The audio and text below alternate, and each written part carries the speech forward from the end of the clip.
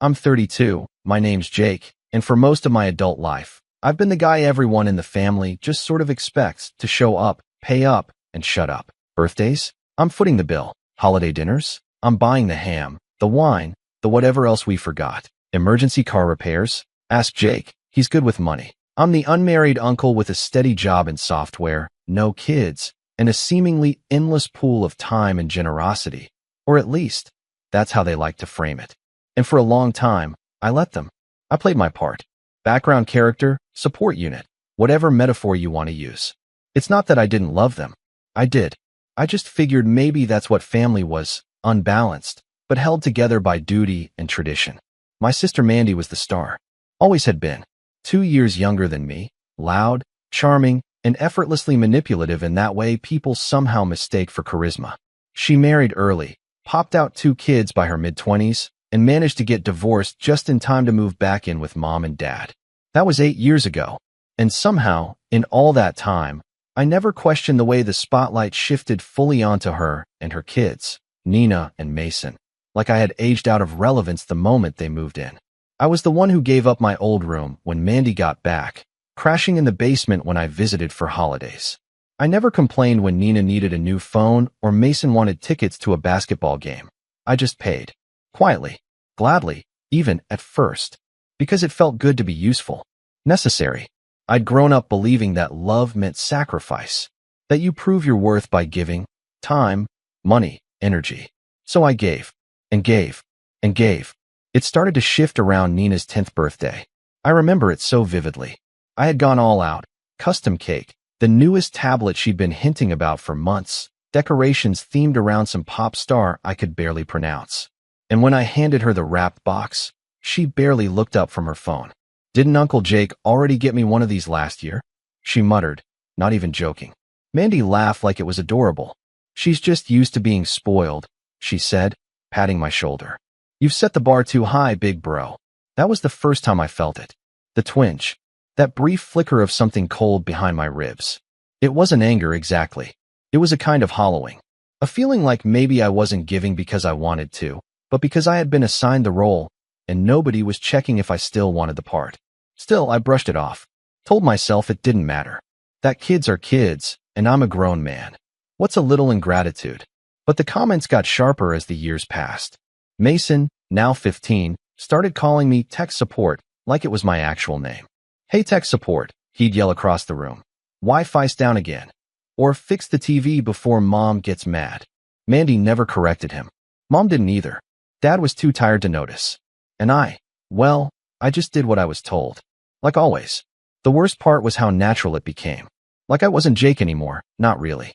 I was just the guy who picked up the check, who drove Nina to her art lessons when Mandy was too hungover from book club, who patched the leaky bathroom faucet without being asked. I told myself it was fine, that they needed me, that I mattered. Then came Nina's 13th birthday. It was a Friday. I'd taken the day off work, driven 2 hours out to the house with a wrapped box in the back seat and a pit in my stomach I couldn't explain. The gift was expensive, an $850 phone, the one she'd been begging for months. Mandy had ranted endlessly about how these new phones are a scam, but not once did she say, don't buy it. In fact, she'd sent me a screenshot of the exact model Nina wanted, down to the color. The party was already in full swing by the time I got there. Balloons, music, half the neighborhood kids running through the yard. I found Mandy in the kitchen, wine glass in hand, barking instructions at our mom like she was a caterer. Hey, look who finally showed up, she slurred when she saw me. Santa Jake. I faked a smile. Got caught in traffic. Oh, no worries. You can still be the hero, she winked. Nina's about to open your present. Hero, right. I followed the noise into the living room where Nina sat on the floor, surrounded by boxes and glittery wrapping paper. Mason was filming on his phone. Okay, Mandy said loudly, clapping her hands. Now for the big one. From your favorite uncle. Everyone turned toward me. Phone's out. I held out the box with a stiff smile, and Nina tore it open with dramatic flair. Oh, my gosh, she squealed, holding up the phone like she'd just been handed a crown. This is the exact one I wanted. A cheer went up around the room. Applause. Mason whistled. Mandy beamed like she'd bought it herself. Then Nina said it. She held the phone in one hand, smirking at me with a kind of lazy amusement that felt older than 13. Mom says you're just the background character in our lives, she said sweetly. But thank you for the phone, though. The room erupted in laughter. Even Mason doubled over. Mandy covered her mouth like she was trying not to laugh too hard. And I swear to you, Mom chuckled. Not loud, but it was there. That polite, guilty giggle people do when they don't want to cause a scene. And I just stood there, phone still warm in my hand from where I'd held the box. Laughter all around me like static. Something inside me went very, very quiet. I nodded. Once. Slowly. Right. I didn't say another word. Just reached into my back pocket, pulled out my phone, and tapped the screen twice. The laughter dimmed. Mason stopped filming. Mandy squinted. Jake. But I'd already turned away. That night, I packed a single bag. Just the essentials. Clothes, laptop, passport. I left behind the key to the house and a manila folder on the dining table, labeled in thick black marker. Let's see who matters now. I didn't slam the door. I didn't leave a note. I didn't even check the group chat. I just vanished. And here's where things start to get interesting. It wasn't like I planned to cut them off that night. I didn't storm out with some grand, rehearsed vengeance in mind. I just left. Quietly. For the first time in my life, I decided not to fix things. Not to stay. Not to be the one who smoothed it all over. I checked into a modest little Airbnb an hour away. Nothing fancy, just quiet. I turned off my notifications. And I sat with myself for the first time in what felt like years. No family group texts. No Mason asking for in-game currency. No Mandy forwarding bills with vague notes like, "Can you cover this till next week?" No mom guilt-tripping me with lines like, "But Jake, you know they're going through a rough time." Silence. Actual silence. It was only then I realized how loud my life had been. Not in volume, but in weight. In expectation. The first messages trickled in around 10 p.m.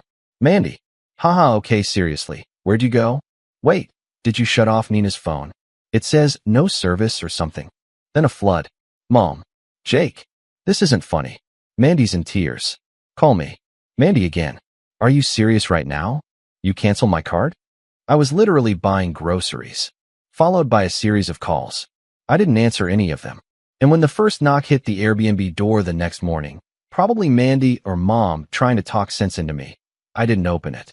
I just watched the car leave from the upstairs window, coffee in hand, like a ghost haunting his own story. Over the next week, things unraveled fast. I hadn't realized just how much I'd been propping up behind the scenes. Not just buying birthday gifts or fixing leaky sinks. No, I'd been paying Mandy's car insurance, Mom's dental plan, Mason's gaming subscriptions, the family Netflix, Hulu, and Disney Plus bundles. I'd co-signed the lease on Mandy's current car. The utilities at the house were in my name because Jake's credit score is amazing and will get better rates. They never once asked me to remove my name. They just forgot it was mine. And when all that support vanished in a couple taps, it didn't just inconvenience them, it exposed them. The real turning point wasn't the birthday. That was just the crack.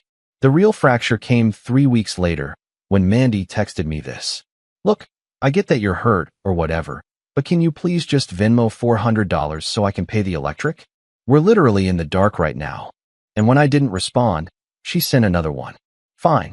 Be a petty loser. I'm just going to tell everyone how toxic you've been behind the scenes. People will see who you really are. That one hit differently. Not because I was scared of her lies, but because for the first time, I saw her clearly. Not as my little sister. Not as the single mom doing her best, but as someone who only saw me as useful when I was giving. That night, I took a long walk. Fog hung low over the lake behind the Airbnb. The air had that early spring chill to it, biting just enough to make me feel alive. I thought about Dad, about how quiet he'd become these past few years. Always watching Mandy with tired eyes, but never speaking up. I remembered once, maybe 5 years back, we were out in the garage fixing a busted lawnmower, and he'd said under his breath, "You're too good to them, you know." I'd laughed, thinking he meant it as a compliment. But maybe it was a warning. I didn't respond to Mandy. I didn't Venmo her anything. Instead, I logged into the shared family account I'd set up years ago, back when I naively thought bundling our finances made us closer, and removed every saved payment method. Then I disabled all auto payments I'd set up under my name. Cell plans, car insurance, streaming services, Even the online grocery delivery I'd been secretly funding for months. I knew what was coming, and I was right. 2 days later, I got a call from my cousin Jen. She's one of the few relatives I actually respect. Level-headed. No drama. She opened with, "Hey, are you okay? I just talked to Aunt Marlene, and she said Mandy's been telling everyone you had some kind of breakdown." I sighed. Not a breakdown. Just a realization. Jen snorted. "Yeah, I figured. She also said you emptied her savings account." "What savings account?" I asked flatly. "She's had negative balance for 3 months." Jen paused. "Oh." And just like that, the narrative Mandy was spinning started to fray. The betrayal came soon after. It was a Sunday. I just started to relax, genuinely relax, when a friend from work forwarded me a screenshot. It was from Facebook. Mandy had posted a long, tear-streaked rant about family betrayal and a certain someone who abandoned his niece after buying her a gift just to manipulate her. She didn't use my name, but the comments made it clear. One from my aunt. "So sorry, honey. Jake always seemed off to me." Another from someone I didn't even know. "You and the kids deserve better." Some people use money to feel powerful. But the worst was Mom's comment. "We've always tried to be patient with him. Some people just don't know how to be part of a family." That one punched me in the throat. My own mother. The woman I helped out of debt 3 times. Who I visited every other weekend, even when work was insane. Who I took to her doctor's appointments when she couldn't drive. Who cried to me the night Dad's health took a turn, and I held her hand the entire night. That woman. Saying she had to be patient with me. Like I was the burden. The inconvenience. The unstable one. I felt something in me fracture. Not anger, not grief, but something deeper. A clean, cold break. I didn't call them out. I didn't comment. I didn't post a rebuttal. But I did start gathering things. Receipts. Bank statements. Screenshots. Every transfer I'd made. Every bill I'd paid. Every subscription under my name.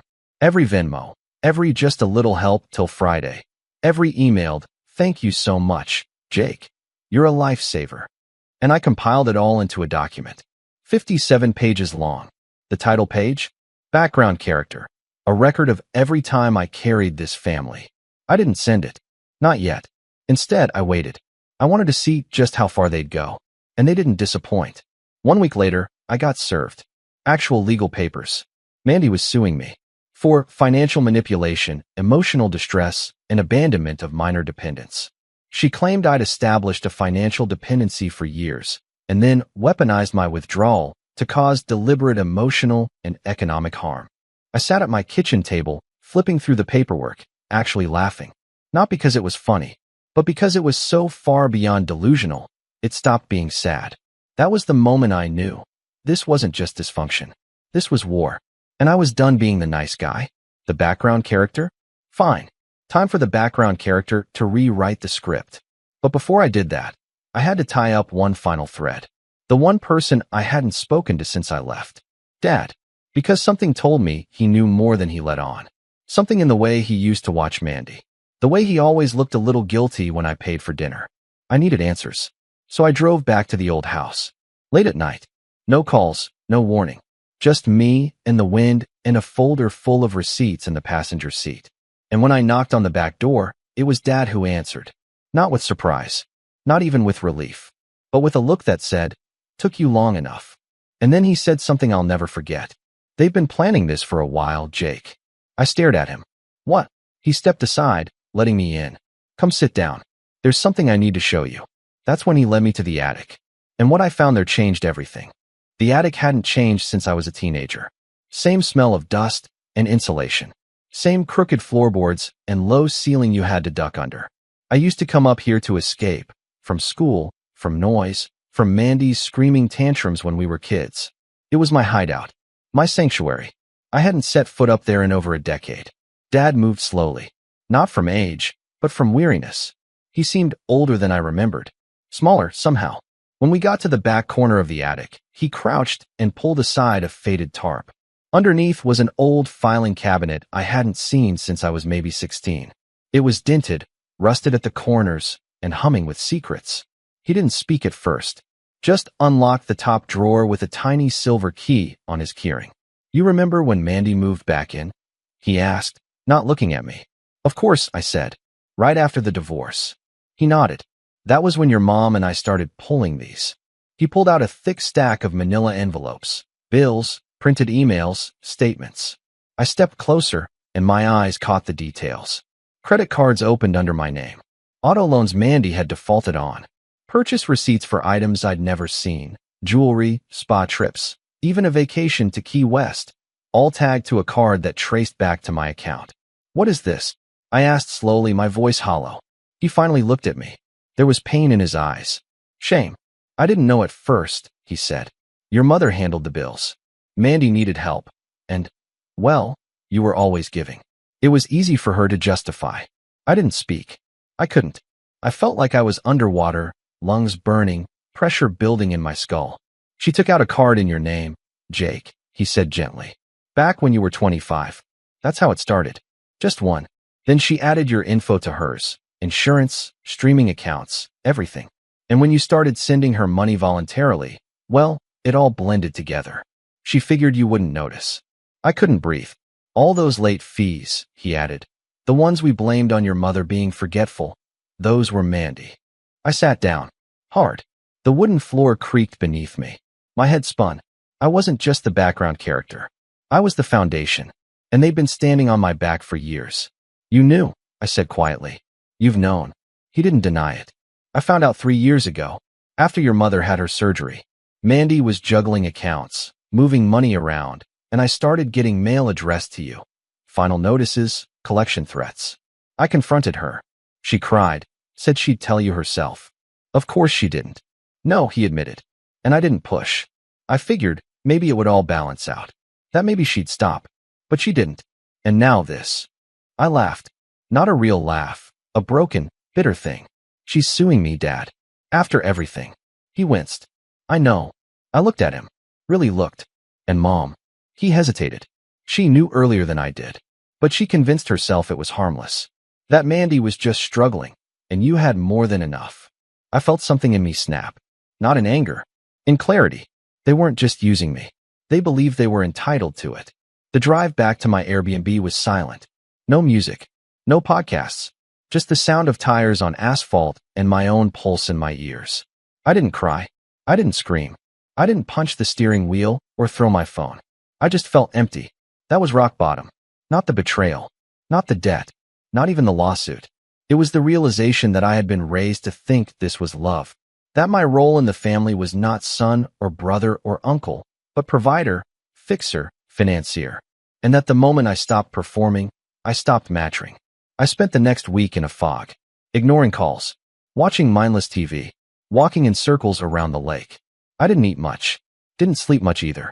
But slowly, something started to shift. I started journaling. Not in some Dear Diary way, just bullet points, thoughts, fragments. Times I felt taken advantage of. Moments I brushed things off that hurt me. Patterns I never acknowledged. One entry stood out. Mandy called me just the background character and thought it was funny. Maybe she was right. But the background character always sees everything. And he gets to walk away. Another. They only miss me when I'm useful. That's not family. That's employment without pay. And another, from a late-night walk. I don't owe anyone my silence anymore. That was the first step up. The second came from an unexpected place, a message request on LinkedIn. A recruiter. Tech startup.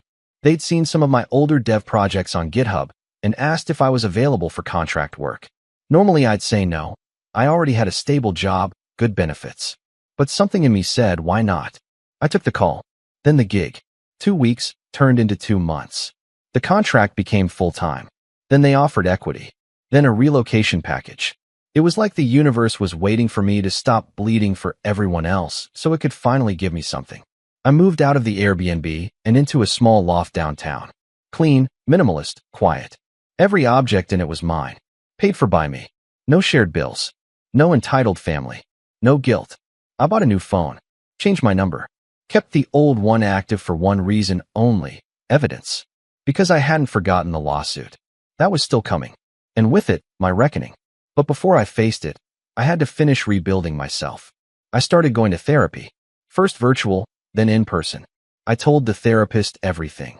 The years of people-pleasing, the manipulation, the financial codependency disguised as loyalty. She said something I still carry with me. You didn't abandon your family. You stopped abandoning yourself. That line became a compass. I reconnected with friends I'd ghosted over the years, people I used to be close with before every holiday, weekend, and spare dollar got sucked into the family vortex. We got drinks, laughed. One of them hugged me and said, "Man, it's so good to see you again." And that's when I realized I was coming back. Not Jake the provider. Not Uncle Jake with the deep pockets. Just Jake. Me. The person who loved quietly, gave freely, and asked for nothing, until he finally learned to ask for space. The real Jake. The one they never bothered to know. I started writing more. Stories. Essays. Even a blog. Anonymously at first. I wrote about burnout. About financial boundaries. About being the fixer in dysfunctional families. One post went viral, shared by a finance influencer who said, "This is what generational guilt looks like in dollars." And slowly, people began reaching out. Strangers, followers, other background characters who finally saw themselves in someone else's words. That gave me purpose, a voice, and it gave me the final push I needed. Because the court date was coming. Mandy hadn't dropped the lawsuit, and I was done playing defense. I was ready to speak, to show them, but not just in court. No, I had something else planned first, something they never saw coming. And it started with that 57-page document. It started with the folder. The 57-page document I had spent weeks assembling wasn't just a stack of receipts. It was a story, a timeline, a map of my slow erosion at the hands of my own family. Every Venmo transfer, every credit card transaction, every text that began with, "Hey, can you help me out?" It was all there. It wasn't bitter. It wasn't angry. It was factual, cold, precise, with dates, screenshots, and bank records to back it up. But that alone wouldn't be enough. Mandy wasn't stupid, just reckless. She'd lawyered up the moment she filed her claim. I knew her strategy. Make me look unstable, manipulative, vindictive. Paint the image of a lonely, childless brother who used money to control people, and then lashed out when they didn't worship him. She was leaning on sympathy, emotional optics, and family loyalty. And worst of all, she had Mom on her side, ready to say whatever it took to protect her daughter. I couldn't fight that with logic alone. I needed leverage. Not just proof, but a narrative that cut through the noise. So I called Jen. Jen, my cousin, had always been different. While Mandy was busy being the golden child, Jen was the one person who saw through the gloss. She'd grown up closer to me than to Mandy, and in college, we'd been each other's emergency contact. She knew things, remembered things. She was also now a junior paralegal at a mid-sized firm in our state, and more importantly, someone who still had access to a few favors. She picked up on the first ring. "Jake." Her voice was cautious, but warm. "Please tell me this is about blowing everything up. I've been waiting." I smiled, for the first time in days. "Close. I need your help." Quietly. We met 2 days later at a diner halfway between our cities. I slid the folder across the table. She didn't speak for 10 minutes, just flipped page by page, expression unreadable. Then she closed it and leaned back. "This is more than enough to counter-sue for fraud. I'm not interested in dragging it out," I said. "I just want it to stop." She raised an eyebrow. "You sure about that? Because this is blood in the water stuff. You could bury her. Like, no metaphor, bury her." I thought about it. About the years. The sacrifices. The way Mom had commented on Mandy's Facebook post like I was the unstable one. "I'm not looking for drama," I said carefully. "But I am going to make sure they never pull this on me, or anyone else, again." Jen tapped her fingers against the ceramic coffee mug. "Then we play it quiet. No scorched earth. Not yet. But we prepare for it anyway, just in case." I nodded. Over the next week, we built the foundation of a counter case. Fraudulent use of identity. Financial manipulation. Long-term coerced dependency. Jen even pulled an angle I hadn't considered. False claims to shared ownership of my finances. Mandy had once told people I was basically co-parenting her kids with her. Turns out, that statement had legal implications when paired with her lawsuit. But the real gold came from Dad. One night, he called me. "I was thinking," he said cautiously. "I still have access to the old desktop in the basement. That's the one Mandy used when she first moved back in. I never wiped it. If you want, there might be something on it." There was. Emails. Years of them. Messages from Mandy to Mom complaining about me. Mocking me. Plotting. One from 4 years ago where she literally wrote, I'll just guilt him like always. He caves faster than wet cardboard. Another where she said, if Jake ever cuts us off, I'll say he's unstable. That'll shut him up. But the worst wasn't even about me. It was about her kids. One email said, Nina's not even grateful. She doesn't deserve that phone Jake bought her. Honestly, I wish I'd returned it for the cash. Another, Mason's therapy bill came in. Forward it to Jake and tell him it's urgent or something. He always folds when it's about the kids. I printed them. All of them. But I still wasn't done. I wanted something more personal. Something to twist the knife, not out of spite, but out of truth. So I did something risky. I reached out to Mason. The kid had always been a bit of a brat, but he wasn't cruel, not like his sister. And unlike Mandy, he was old enough to understand consequences. I texted him a simple message. Hey Mason, just wanted to say I miss hanging out. Hope you're okay. I'd like to talk sometime, just you and me. No lawyers. No drama. He responded an hour later. I didn't know Mom was suing you. That's messed up. We met at a park near his school. He looked older, more tired. He sat on the bench beside me, arms crossed. You okay? I asked. He shrugged. Things suck at home. Mom's freaking out. Grandma's trying to pretend everything's fine, but she keeps whispering about you. Nina's grounded cause she threw a fit about not having Wi-Fi. I nodded.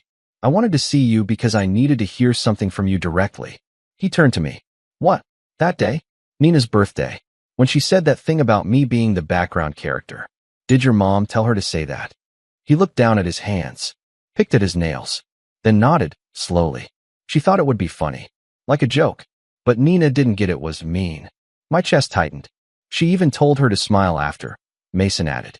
Said it would make it less harsh. I thanked him, bought him lunch. And as we sat there eating burgers, he looked up and said, I don't think you're a background character. Thanks, Mason. I think you were the only one actually doing stuff. That hit harder than he knew. I filed everything away. Emails, screenshots, statements, even Mason's testimony, which Jen advised me to document in writing and have notarized just in case. And then I waited. The court date was set for 3 weeks out. In the meantime, I did something bold. I sent Mom a letter. Handwritten. No accusations. No defenses. Just the truth. I told her what I'd found. What Mandy had said about me. What she'd taken. I told her about the debt. The emails. The years of slow, suffocating extraction. And I ended it with one line. If you show up in court on her side, I'll consider you a willing accomplice, and I'll never speak to you again. She didn't respond. Not directly. But 2 days later, Jen called me. Your mom's lawyer just quit. What? She said something about a conflict of interest. My guess? Your mom's reconsidering. That wasn't enough to trust her.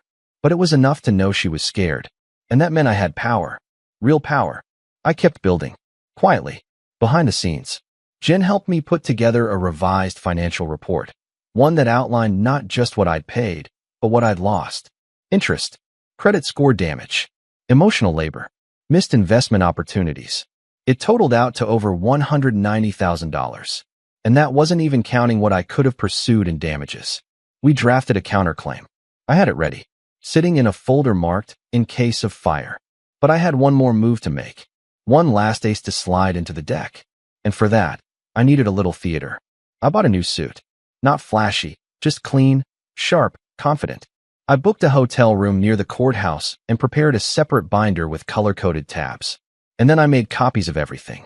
One for the judge, one for Mandy's lawyer, one for the court clerk, and one for Mandy. The cover was the same as the folder I left on the table when I disappeared. In thick, bold letters. Let's see who matters now. Inside was everything. Every receipt. Every betrayal. Every lie. Every dollar. Every email. And taped to the last page was a photo. A candid, from Mason's birthday 2 years ago. Me, carrying a giant cake. Mandy laughing. Mom clapping. Nina mid-scream. All of them centered. Me, blurred in the background. And underneath the photo, I wrote.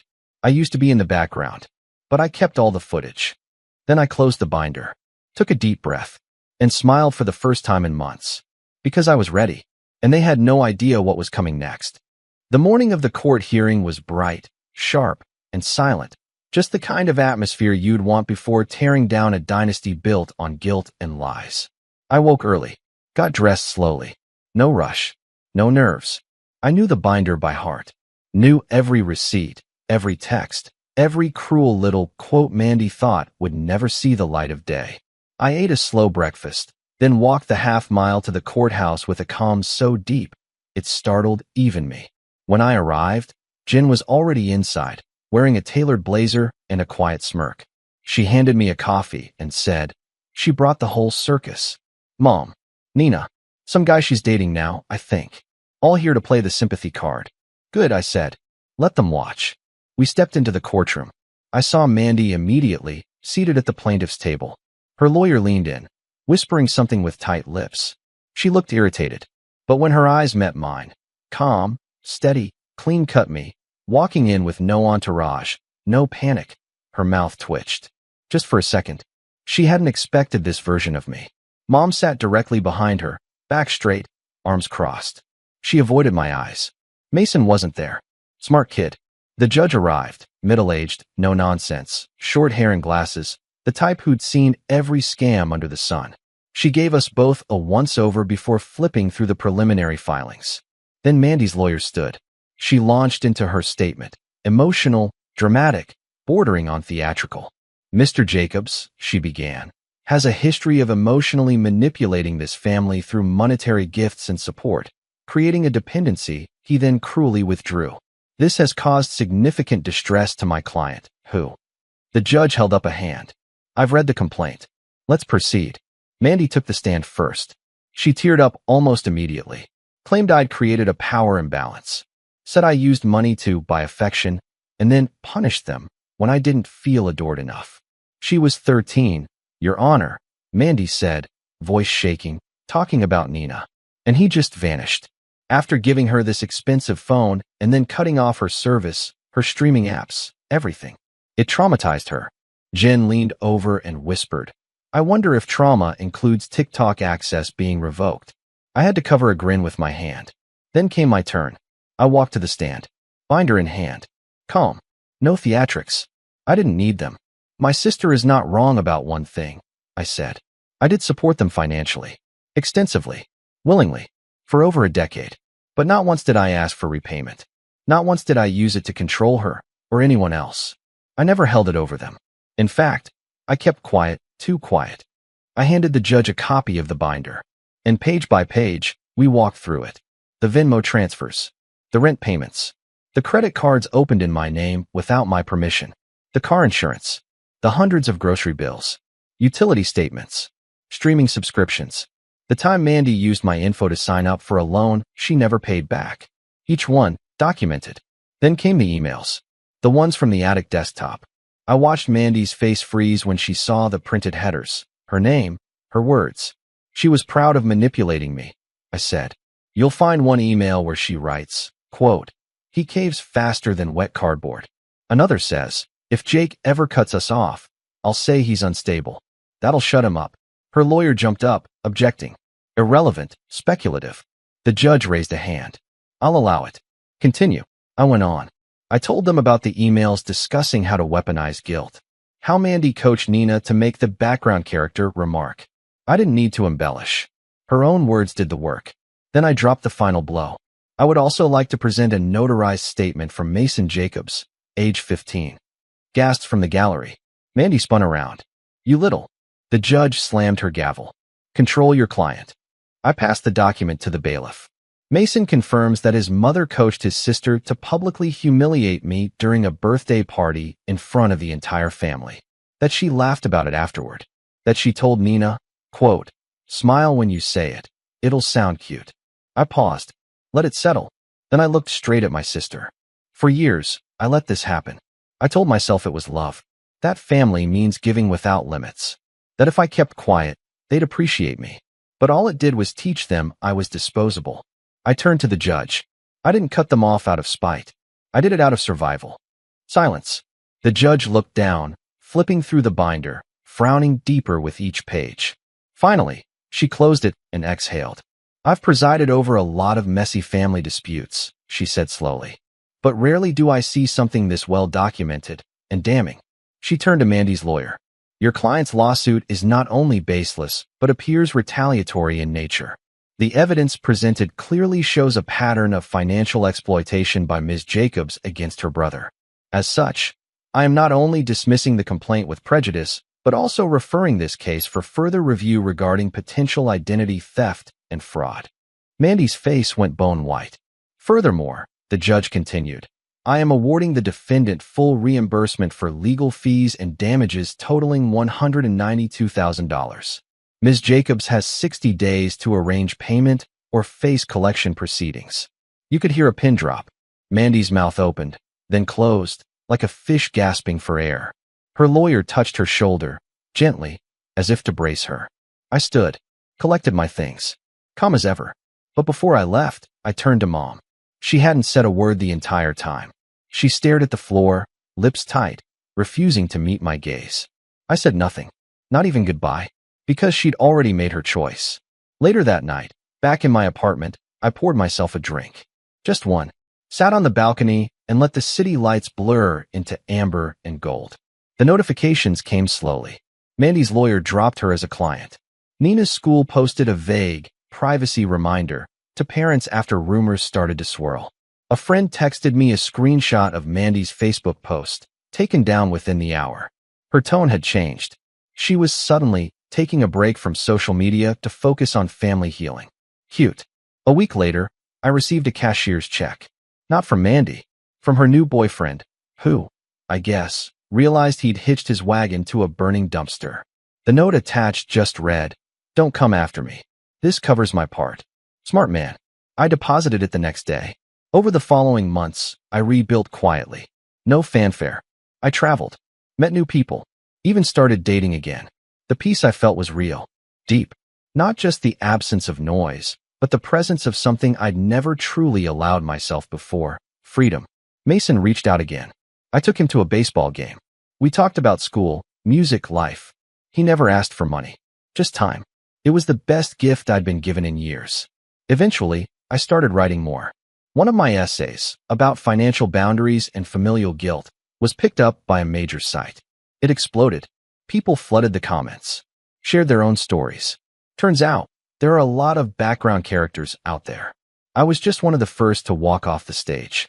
And as for Mandy, last I heard, she was staying with a friend, trying to rebuild. I wish her well, but from a distance.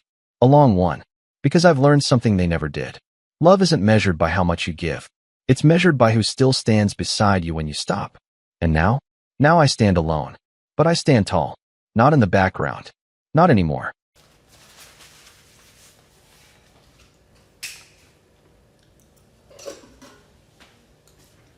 I have leftover rice. What do I do? Having 2 meals bulky? No, I'm not. But I don't want to have a tummy ache. Like, Darsh, if I don't eat before the buldak, I feel like my stomach's gonna burn. You know? I'm kind of scared.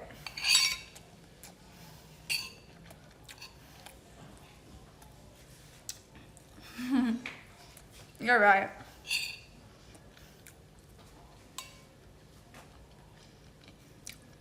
It's not fried rice. It's stir fry.